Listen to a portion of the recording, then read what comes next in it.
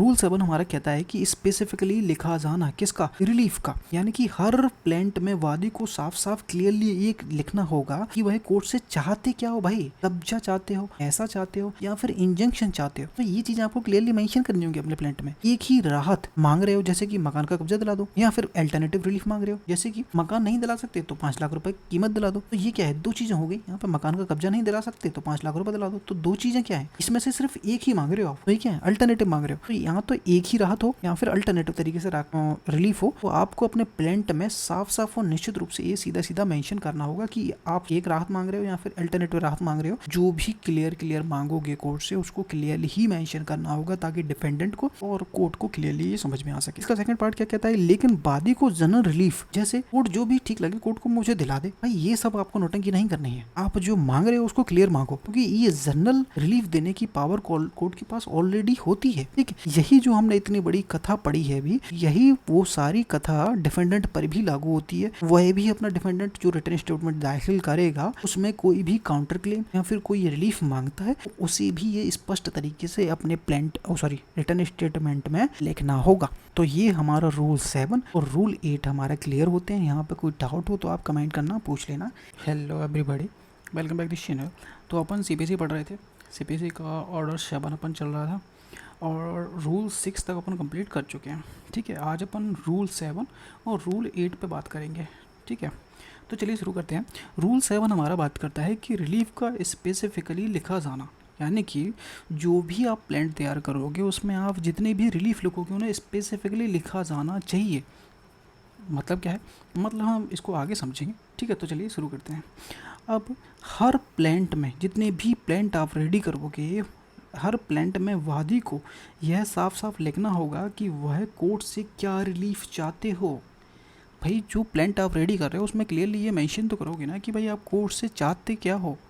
ये आपको specifically clearly साफ साफ लिखना होगा अपने प्लेंट में। प्लेंट मतलब क्या होता है, वही डॉक्यूमेंट एक जिसमें आप अपना मैटर लिख के कोर्ट को बताते हो।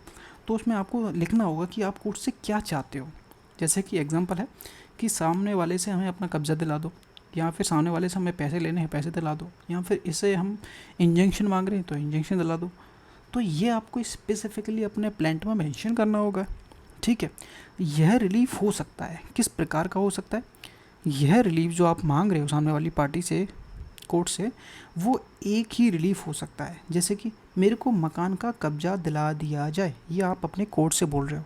ठीक है, सिंपली रिलीफ हो सकता है, या फिर अल्टरनेटिव के तौर पर हो सकता है, वैकल्पिक राहत हो सकती है। जैसे कि अगर मकान का कब्जा नहीं दिला पाते हो तो आप हमें मकान की कीमत 5 लाख रुपए दिला दीजिए। ये भी आप अपने प्लांट में मेंशन करोगे। यहाँ तो अगर एक ही रिलीफ मांग रहे हो तो क्लियरली मेंशन करना होगा, और अगर अल्टरनेटिव में मांग रहे हो तो वो भी आपको प्लांट में क्लियरली लिखना होगा। अगर 5 लाख कोर्ट हमें मकान का कब्जा कोर्ट हमें नहीं दिला सकती है तो आप हमें 5 लाख रुपए दिला दीजिएगा, ऐसा आपको अपने प्लांट में मेंशन करना होगा। ठीक है, अगर सिर्फ एक ही रिलीफ मांग रहे हो तो ऐसा इस तरीके से लिखा होगा कि हम सामने वाली पार्टी से चाहते हैं कि कोर्ट से चाहते हैं कि आप हमें उस मकान का कब्जा दिला दो, अगर एक रिलीफ मांगा होगा। अगर अल्टरनेटिव में मांग रहे हो तो वो भी आपको क्लियरली मेंशन करना होगा।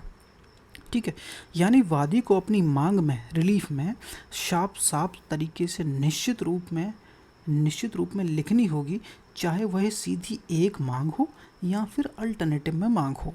ठीक है, तो ये आपको क्लियरली अपने प्लेंट में मेंशन करना होगा। इतना पार्ट क्लियर हो गया है, इसमें कोई डाउट होगा ही नहीं। ठीक है, नेक्स्ट देखते हैं कि लेकिन वादी को जनरल रिलीफ, अब जनरल रिलीफ क्या होते हैं, जैसे कि कोर्ट जो भी उचित समझे वो दे दे। आपने कुछ नहीं लिखा प्लेंट में, आपने प्लेंट में लिख दिया कि ऐसा ऐसा कांड हुआ है मेरे साथ, लेकिन कोर्ट जो उचित समझे वो मुझे दे दे, तो ये हो गया जनरल रिलीफ।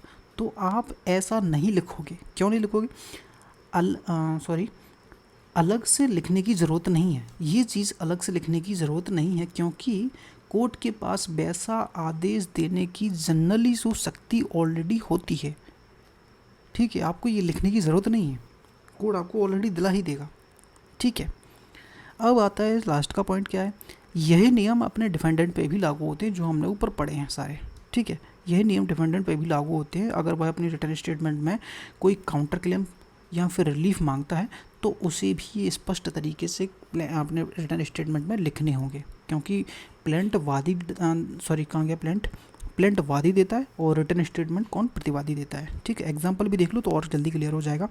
मान लो ए ने बी के खिलाफ मुकदमा दायर किया है मकान के कब्जे का और 2 लाख रुपए किराया भी मांगा है। यहाँ पर दो चीज़ें हैं, ठीक है, मकान का कब्जा और 2 लाख रुपए।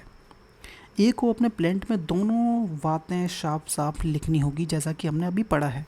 ठीक है, अगर अल्टरनेटिव में मांग रहे हो तो 2 क्लियरली आपको मेंशन करनी होगी, और अगर 2 चीज़ मांग रहे हो तो दोनों चीज़ें डालनी पड़ेंगी। अगर ये यह भी लिखे कि या तो किराया दे दे या मकान का कब्जा दे दे, तो ये क्या हो गया, ये तो अल्टरनेटिव हो गया भाई। यहाँ तो आप ये दे दो या ये दे दो, तो यहाँ पर दोनों चीज़ें नहीं मिल रही, यहाँ तो ये मिलेगी या ये मिलेगी, तो यहाँ पे अल्टरनेटिव रिलीफ हो गया।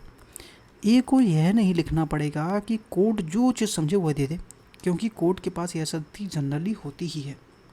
ठीक है, तो ये हमारा रूल 7 यहाँ पर क्लियर होता है। इसमें कोई डाउट हो तो आप कमेंट करके पूछ सकते हो। ठीक है, और वीडियो पसंद आए तो लाइक कर देना, सब्सक्राइब कर देना। कोई और स्पेसिफिक चीज़ पढ़नी हो आपको मेंशन कर देना कमेंट में, तो अपन वो भी पढ़ लेंगे। ठीक है, अब अपन चलते हैं रूल 8 में। रूल 8 हमारा बात करता है कि पृथक आधारों पर आधारित रिलीफ, यानी कि पृथक आधार हैं किसके, रिलीफ के। आप एक रिलीफ मांग रहे हो लेकिन उसके ग्राउंड बहुत सारे हैं, तो जितने रिलीफ मांग रहे हो अगर उनके जितने ही वो ग्राउंड्स हैं तो सभी चीज़ें आपको मेंशन करनी है।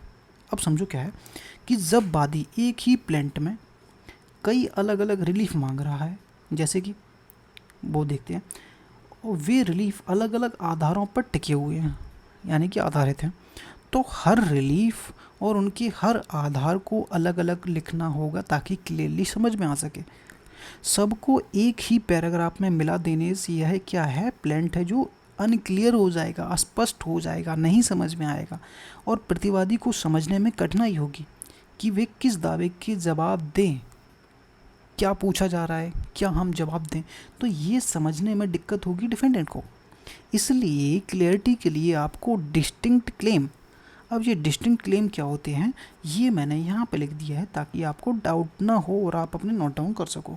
ठीक है, क्या है, डिस्टिंक्ट क्लेम होते हैं अलग अलग और एक स्वतंत्र दावे, ऐसे दावे जो अलग अलग हैं। समझिए, ऐसे दावे जो अलग अलग ग्राउंड्स और कॉज ऑफ एक्शन पर आधारित होते हैं। एग्जांपल से बिल्कुल क्लियर हो जाएगा। ये कहता है कि बी ने मेरा मकान कब्जा लिया है, आप मुझे कब्जा दिलाओ। बी ने किराया भी नहीं दिया है, आप 50,000 रुपये कब्जा भी दिलाओ। बी ने तोड़फोड़ की थी तो 20,000 रुपये उसका हर्जाना डैमेज भी दिलाओ। यहाँ पर 3 अलग अलग दावे हैं, पोजीशन हो गया, रेंट हो गया, डैमेज हो गया। हर क्लेम का अलग अलग आधार है, उन्हें रूल 8 के अनुसार अलग अलग लिखना ज़रूरी होगा। तो यही होता है एक डिस्टिंक्ट क्लेम, यानी कि अलग अलग दावे। तो इसलिए क्लियरिटी के लिए हर अलग अलग दावे और उसके अलग अलग कॉज ऑफ एक्शन अगर हैं तो उन्हें भी अलग अलग और साफ साफ लिखना होगा। अब इसका एग्जाम्पल पूरा सीधा सीधा मैंने बना दिया है तो ताकि कोई डाउट नहीं होगा। मान लीजिए ए ने बी के पर मुकदमा दायर किया, पहला रिलीफ मांगता है, ये कहता है कि बी ने मेरा मकान का कब्जा लिया है इसलिए मुझे मकान का कब्जा दिलाया जाए। ठीक है, अब दूसरा रिलीफ है, ए ने बी से मुकदमा भी किराया भी नहीं दिया है इसलिए मुझे 2 लाख रुपये किराया भी दिया जाए। यह दोनों रिलीफ अलग अलग ग्राउंड, एक कब्जा और दूसरा किराया पर आधारित है, इसलिए ए को अपने दोनों में प्लेंट में अलग अलग और स्पष्ट रूप से लिखना होगा। ठीक, अब इसका निष्कर्ष क्या निकलता है वो भी देख लेते हैं। वादी अगर अलग अलग कारणों पर रिलीफ मांगता है तो उन्हें प्लेंट में अलग अलग और स्पष्ट रूप से लिखना आवश्यक है ताकि कोर्ट प्रतिवादी दोनों को हर दावे का सटीक समझ में आ सके। यहाँ पे सिर्फ कोर्ट और प्रतिवादी, अब जो एक्चुअल जो कोर्ट उसमें दिया है डायरेक्ट में, ये है सिर्फ रूल, और मैंने आपको इतना बड़ा पढ़ाया है तो मैंने सिर्फ समझाने के लिए पढ़ाया है भाई। है तो 2 लाइन लेकिन समझने को बैठोगे तो बिल्कुल नहीं क्लियर होगा। ठीक है, को तो कोई डाउट फ्यूचर में ना आए, मैं तो इसलिए पढ़ा रहा हूँ भाई। और पसंद आए तो लाइक करना, सब्सक्राइब करना। समझ में आ गया होगा, वैसे तो कुछ था नहीं इसमें, यानी कि जितने भी रिलीफ मांगोगे उतने ही उसके ग्राउंड्स आपको क्लियरली मेंशन करने होंगे ताकि हर एक आधार, ग्राउंड, रिलीफ और उसके आधार क्लियर समझ में आ सकें। 2 रिलीफ मांगे तो उस दोनों रिलीफों के क्या क्या आधार हैं वो भी आपको क्लियरली मेंशन करने होंगे ताकि कोर्ट को डिफेंडर दोनों को समझ में आ सके। तो हमारा रूल 7 और 8 क्लियर होते हैं। रूल 7 हमारा क्या कहता है, एक बार और क्लियरली समझ ही लीजिए। रूल 7 हमारा कहता है कि स्पेसिफिकली लिखा जाना किसका, रिलीफ का। यानी कि हर प्लेंट में वादी को साफ साफ क्लियरली ये लिखना होगा कि वह कोर्ट से चाहते क्या हो भाई, कब्जा चाहते हो, पैसा चाहते हो, या फिर इंजंक्शन चाहते हो। तो ये चीज़ आपको क्लियरली मेंशन करनी होगी अपने प्लेंट में। एक ही राहत मांग रहे हो जैसे कि मकान का कब्जा दिला दो, या फिर अल्टरनेटिव रिलीफ मांग रहे हो जैसे कि मकान नहीं दिला सकते तो 5 लाख रुपए कीमत दिला दो। तो ये क्या है, दो चीज़ें हो गई यहाँ पर। मकान का कब्जा नहीं दिला सकते तो 5 लाख रुपए दिला दो। तो दो चीज़ें क्या है, इसमें से सिर्फ एक ही मांग रहे हो आप। तो ये क्या है, अल्टरनेटिव मांग रहे हो। तो यहाँ तो एक ही राहत हो या फिर अल्टरनेटिव तरीके से रिलीफ हो। तो आपको अपने प्लेंट में साफ साफ और निश्चित रूप से ये सीधा सीधा मेंशन करना होगा कि आप एक राहत मांग रहे हो या फिर अल्टरनेटिव राहत मांग रहे हो। जो भी क्लियर मांगोगे कोर्ट से उसको क्लियरली ही मेंशन करना होगा, ताकि डिफेंडेंट को और कोर्ट को क्लियरली ये समझ में आ सके। इसका सेकंड पार्ट क्या कहता है, लेकिन वादी को जनरल रिलीफ जैसे कोर्ट जो भी ठीक लगे कोर्ट को मुझे दिला दे।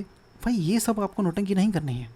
आप जो मांग रहे हो उसको क्लियर मांगो, क्योंकि ये जनरल रिलीफ देने की पावर कोर्ट के पास ऑलरेडी होती है। ठीक है, यही जो हमने इतनी बड़ी कथा पढ़ी है अभी, यही वो सारी कथा डिफेंडेंट पर भी लागू होती है। वह भी अपना डिफेंडेंट जो रिटर्न स्टेटमेंट दाखिल करेगा उसमें कोई भी काउंटर क्लेम या फिर कोई रिलीफ मांगता है तो उसे भी ये स्पष्ट तरीके से अपने रिटर्न स्टेटमेंट में लिखना होगा। तो ये हमारा रूल 7 और रूल 8 हमारा क्लियर होते हैं। यहाँ पे कोई डाउट हो तो आप कमेंट करना, पूछ लेना, ठीक है। और कोई स्पेसिफिक चीज़ पढ़ना हो तो बता देना। और अगर पसंद आ गया हो वीडियो तो लाइक कर देना, सब्सक्राइब कर देना। मिलते हैं नेक्स्ट वीडियो में। Thank you.